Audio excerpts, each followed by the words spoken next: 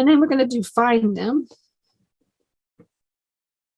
And I have a lot of like free content out in the world on how to find storage facilities. Okay.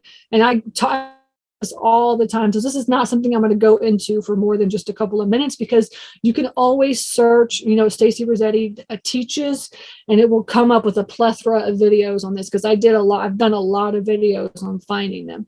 But since there's a lot of newbies here, I just want to give you guys some ideas on how we find our facilities. We find our facilities. Now, I do driving for store. Personally, I found all the first 6 facilities. I would say no, the first 6 to 8 facilities we found by driving for storage. Okay.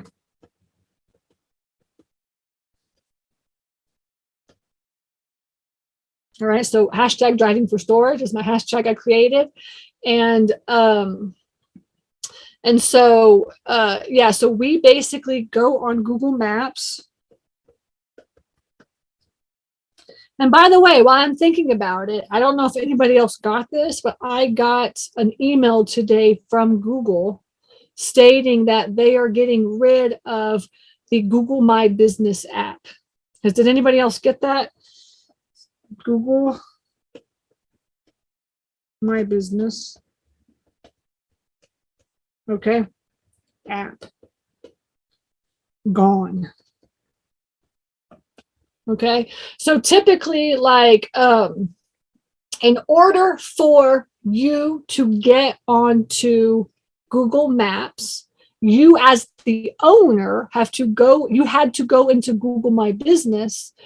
And then you have to fill out fill out the profile and add your facility, right? And it's a whole process. I'm not going to get into it, but it's a whole process to get your facility onto Google Maps.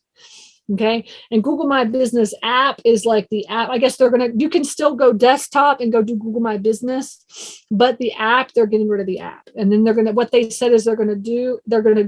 going to do is make Google Maps also Google My Business. So when you get into Google Maps, you can just log directly into your Google My Business area, whatever. It's not gonna be app anymore, but the Google My Business. And then you can edit everything through your phone. You can go, so you know how you go like into Facebook and you can edit like your profile and stuff like right there.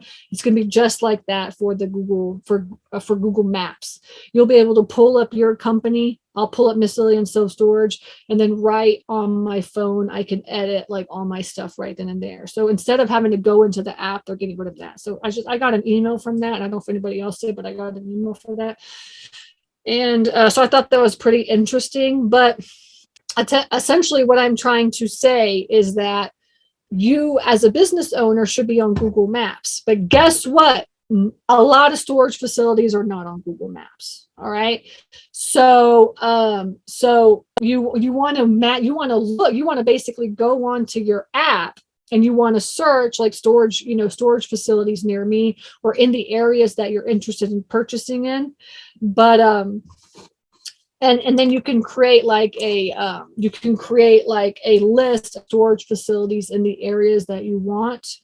And I would just take out the ones that you don't want to buy, like unless you have like a lot of money, but typically you don't want to buy like the big box office ones, or you don't want to buy anything that are owned by REITs or funds or anything like that, right? So you would take all those out and you would just create your own list. So we have an acquisitions team. All right. And that's another thing I just wanted to put down.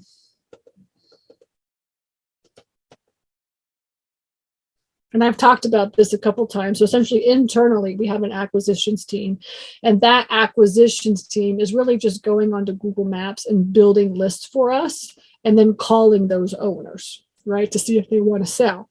Okay. So our acquisitions team does this. You can create your own acquisitions team to do this if you want to do that, or you can just do it yourself. Essentially, they're just going on Google Maps and then like literally creating the list themselves.